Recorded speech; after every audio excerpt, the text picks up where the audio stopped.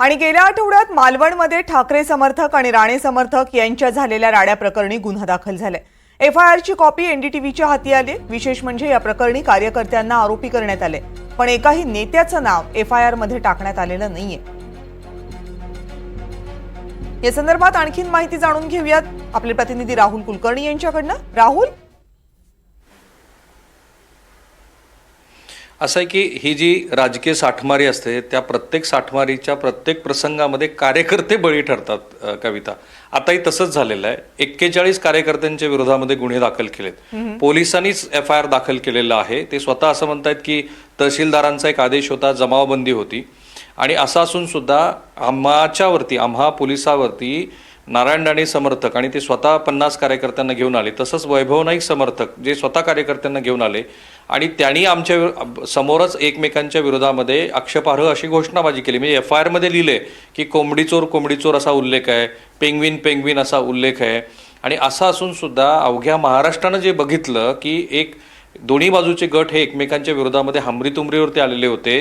त्यात विद्यमान खासदार माजी केंद्रीय मंत्री असलेले नारायण राणे होते, त्यांचे चिरंजीव होते, इकडच्या बाजूला वैभव नाईक आणि आदित्य ठाकरे आणि सगळी मंडळी होती, जयंत पाटील होते। यापैकी एकाही जणांच्या विरोधामध्ये हा गुन्हा दाखल झालेला नाहीये। पोलीस असं म्हणू शकतात की उर्वरित 41 आणि उर्वरित 150 जण जे आहेत त्यांच्या संदर्भातली कारवाई पुढे होईल, पण त्या एफआयआर मध्ये असं म्हटलेलं आहे की माझ्या समक्ष झालेल्या घटनेनुसार पोलीस कर्मचाऱ्यांनी दिलेला शासकीय कामात कसा अडथळा आणला आणि कशी दंगल सदृश्य परिस्थिती निर्माण झाली, तर मी या 41 लोकांना ओळखतो म्हणून त्यांच्या विरोधामध्ये गुन्हा दाखल करतो। कदाचित 2 मुद्दे असावेत। एक म्हणजे पोलिसांना तुर्तास तिथे जो तणाव आहे तो तणाव अधिकचा वाढू नये असं म्हणायचं असेल, पण दुसरीकडे जी गोष्ट महाराष्ट्राने बघितली तिच्याकडे कुठेतरी कानाडोळा करून जर सत्ताधारी पक्षातल्या मंडळींच्या विरोधात गुन्हा दाखल केला तर मग विरोधी पक्षाच्या मंडळींच्या मोठ्या नेत्यांच्या विरोधातही गुन्हा दाखल करावा लागेल। आणि ही सगळी महत्त्वाची नेते मंडळी आहेत ज्यातनं एक राजकारण महाराष्ट्रात पुन्हा पेटवलं जाऊ शकतं।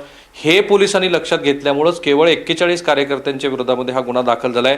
ज्या दिवशी हा गुन्हा दाखल झाला तेव्हापासून आजपर्यंत तो एफआयआर काही दिला जात नव्हता माध्यमांना, आत्ता तो बाहेर आला। यानंतर मग ती सगळी अटकेची प्रक्रिया होईल।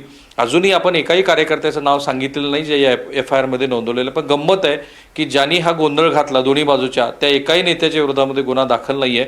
कार्यकर्ते मात्र लवकरच पकडले जातील। धन्यवाद राहुल, तुम्ही दिलेल्या सगळ्या माहितीबद्दल।